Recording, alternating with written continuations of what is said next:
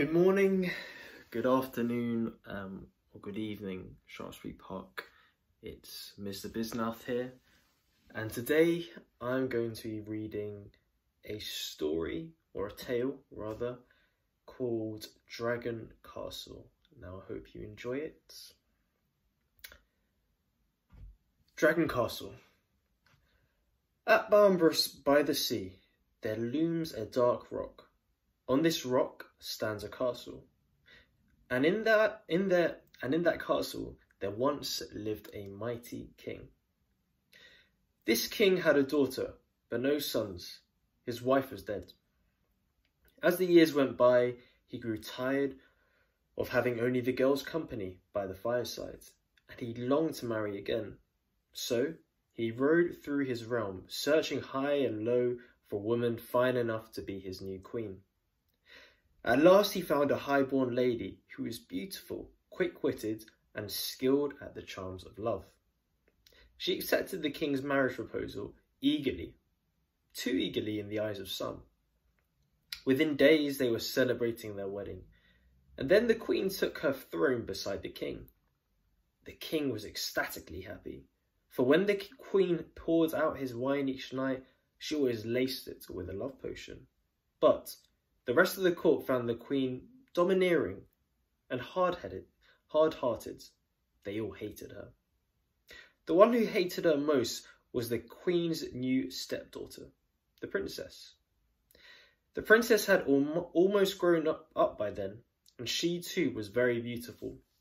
Also, her grace and gentleness were widely admired. The new queen was jealous of her, and because of this, she bullied her. She locked away the princess's jewellery, made her dressed in cast-offs, and sent her away early from the dinner table, so that the poor girl grew pallidly thin. One day, a special feast was held at the castle. All the guests who came in had to swear an oath, praising the king and queen. The nobles and their ladies all queued eagerly at the throne. One by one they fell to their knees and declared, "You are the mightiest king and the fairest lady in all the world. I swear honour to you." Then the king rewarded each with an exquisite gift, a fine sword or a golden ring. At length it was the turn of a handsome youth who no one had ever seen before. In fact, the youth was a stranger in the kingdom, had only gotten into the feast by bribing the guards. He walked to the throne with a jaunty step, and his voice rang out loudly and clearly through the great hall as he declared, "You are the mightiest king in all the world. I swear honour to you." Then he rose to turn to walk without claiming his gift. The king called him back with an angry shout, "Hey there, young man! Wait! Your oath is only half made." The youth made no effort to correct his mistake and brazenly ignored the queen. He walked quickly to a stall in the shadows where the princess was sitting quietly. He bowed deeply to her, then said, "My lady, they call me the young knight of the winds, and I have travelled countless miles to attend this feast, all because of you. For it is true what they say, the queen is not the fairest lady in the world. You are." The princess blushed like a wild rose and gazed up at him in amazement. The king looked too astonished, but the queen leaped from her throne with a piercing shriek. "Guards!" she cried. "Seize the slanderous wretch! Take him down to the beach. As soon as the tide goes out, throw him into a small boat with no oars and set him adrift onto the sea." The guards seized the young knight of the wind and dragged him away. "The feast is cancelled," proclaimed the queen. "All of you, go home and keep your silence. If anyone dares say a word against me, you too shall be banished from this realm." The guests stood up and filed quaking out of the hall. The luscious food on the tables was left untouched. The princess began to weep, and the king went to comfort her. But the queen slapped him away with an angry hiss. "So, you little hussy," the queen spat at the princess, "what do you think of your admirer, eh? He seems both brave and noble. the princess whispered. I can tell you for sure that he is neither, snapped the queen. And what do you think of his judgment? Do you really think you're the fairest lady in the world? That isn't for me to answer, the princess replied. Indeed, the queen said crisply. So, I shall answer it for you, not with words, but with deeds. Behind the throne stood a table laden with treasures. The queen went to it and rummaged through the treasures until she found a small black glass bottle and a silver cup. She pulled the stopper from the bottle and poured a dark liquid into the cup. Then she seized the princess, held the cup to her lips and forced the liquids down her throat. The princess spluttered and gasped. Stop! The king cried, running over to her. He tried to snatch the bottle away, but the queen was too nimble. In God's name, are you trying to poison her? No, said the queen. Not poison. This is witchcraft. Witchcraft? Exclaimed the king in horror. The queen gave a demonic laugh. Watch her, she said, and you will see.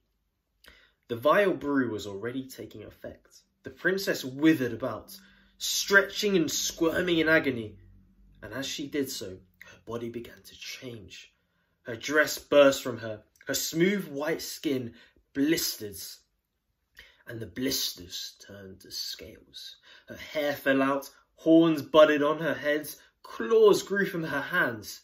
She fell on all fours. Her body grew elongated, sprouting wings and a quivering tail.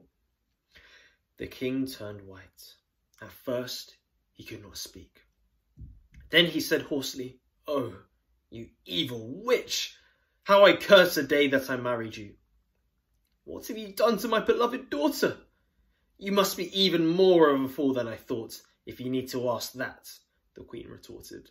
Can't you see with your own eyes? I turned her into a dragon.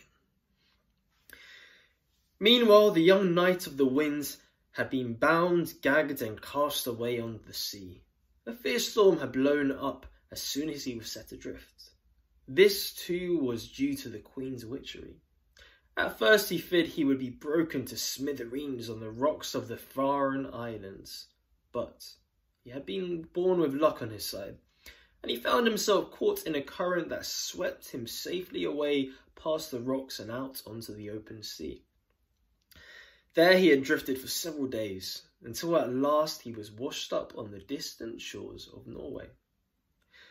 Here the queen's spells were too far away to touch him, and he quickly recovered from this ordeal. He offered alliance to the king of that land, and was rewarded with food, a place to sleep in his hall, weapons, armour, and gold. Months passed. The young king of the wind grew taller, stronger, and even bolder. But although he thrived in his new life, he could not settle, for he still thought constantly of the princess. He asked everywhere for news of her.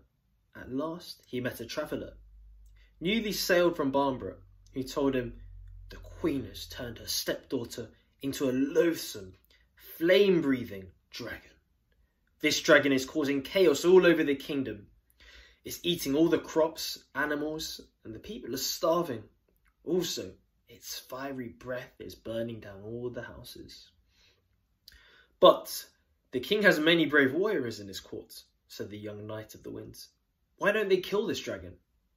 The king won't allow it, said the traveller, for he can't forget that the dragon was once his beloved daughter. But it seems that the queen will soon overrule him. Due to her witchcraft, she now holds the king completely in her power. She has declared that she will allow the dragon to live in the castle for a year and a day. After that, she'll ignore the king's objections and will have it killed. When the young knight of the wind heard this, he knew that the time to act had come. He also realised that although he was a skilled and valiant warrior, this was not enough to overcome the queen. So, he hurried to the cottage of an old woman who was famed for her wisdom and knowledge of magic. He gave her a purse of the gold he had earned from serving the Norwegian king. Then he begged the old woman to advise him on what to do to save the princess. The old woman took the gold gratefully. She held a candle to the young Knight of the Wind's face and studied him intently in its light. "I can see you're honest," she said at last. "So, I'll give you 3 pieces of advice. First, when you build a new boat to sail home in, make sure you use wood cut from a rowan tree. It's the only kind that's guaranteed to be stronger than witchcraft. Second, when the dragon comes at you, roaring with fire and hatred, your first thought will be to kill it to save your own life. Well, don't. Instead, remind yourself of who the dragon really is. Then, follow your heart. Third, when your deeds are done and the dragon's gone, there will still be one more thing to do. Go to the queen, seize the scepter from her hand, and throw it into the waves. I promise you, you won't be sorry." The old woman shut her mouth abruptly and showed him to the door. The young Knight of the Wind thanked her. Then he hurried away, chopped down a sturdy rowan tree and crafted it into a boat. As soon as it was finished, he set sail for Barnborough. As he drew nearer, the sea swirled and seethed with the evil spells of the queen. An unnatural wind blew up and lashed the waves, tossing the little boat this way and that way. Thunder rumbled and lightning struck the mast. But the rowan woods held fast and true, and the young Knight of the Wind reached the beach below the castle without coming to any harm. As he landed, he heard a loud bellowing, and the air was filled with the acrid smell of burning. The sand shuddered beneath his feet. The next moment he was dazzled by the brightness of the fire. Above him, the castle seemed to shake. Its gate opened and the dragon came slithering out. It stood on the rocks in the bellowing cloud of smoke. Then it spread its wings and soared into the air. Even the bold young Knight of the Wind could not help cowering under its monstrous shadow. 3 times the beast circled him, before it landed in front of him on the beach. The young Knight of the Wind had never faced anything so huge, loathsome, and ugly. Never in any battle had he felt such fear. He was overwhelmed by a desire to kill it. He gripped his sword and crept towards it, aiming the blade at the monster's heart. The dragon opened its vast mouth and bleached out flames, watching him with red, bulbous eyes. But at that moment, the wise woman's words came back to him. The young Knight of the Wind turned his gaze from the dragon, and in his mind's eye he conjured up a picture of his beloved princess. Oh, how lovely she had been before the queen bewitched her, how gentle and graceful. With trembling hands, he forced himself to put away his sword. He inched closer. The dragon stood stock still. The young Knight of the Wind sweated her under its fiery breath. He choked at its stench. Still, closer he came. He put out his hands, he brushed his fingers against its warty scale, and moved even nearer. Thinking of the princess, he put his lips to the dragon's scaly skin, and 3 times he kissed it. On the 3rd kiss, the dragon suddenly jutted away from him. Its fire fizzed out in a rush of cold air. It began to shrivel and shrink. Its skin collapsed as if its bones were crumbling. The sand gave way beneath it, and the beast sank into the gaping hole. Storm clouds rushed across the sky and blanked out the sun. Then a wind sent the sand spiraling up into the air, until the young Knight of the Wind was almost blinded. When it cleared, he saw a pale figure emerging from the hole, luminous in the stormlight. Then he knew for sure that the evil spell had been broken, for it was a princess. She ran to the young Knight of the Wind. He caught her arms, and they embraced. As they did so, a crowd of courtiers Servants, noble ladies and warriors came swarming from the castle and cheering down onto the beach. At the head of the throng stood the king. He was overjoyed as the young knight of the wind to see the loathsome dragon gone and the princess back in her true shape. He offered the young knight the princess's hand in marriage and half his fortune too. The young knight was eager to accept, and so was the princess. But before they could shake hands on it, the cheering crowd fell silent, for the evil queen had come down to the beach. The queen raised her hands and began to mutter the words of another venomous spell, but the young knight of the wind knew now that his will was stronger than hers. He strode up to her, snatched the sceptre out from her hands as the wise woman had advised him, and hurled it into the sea. At once the queen was devoured from inside by her own witchery. She began to spin around so fast that no one could follow her. When the spinning finally slowed and then stopped, the queen had gone. In her place was a crouched and ugly croaking toad. And that was the end of the queen. All her powers of witchery were dead.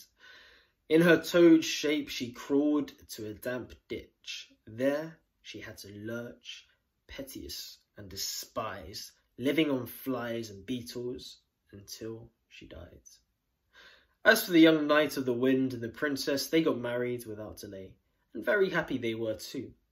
When the princess's father grew too old to reign, the young knight of the wind became the new king, and everyone said that he ruled the land with great generosity and wisdom. Right, I hope you guys enjoyed that story, and I hope you enjoy this week. Okay. All the best, take care.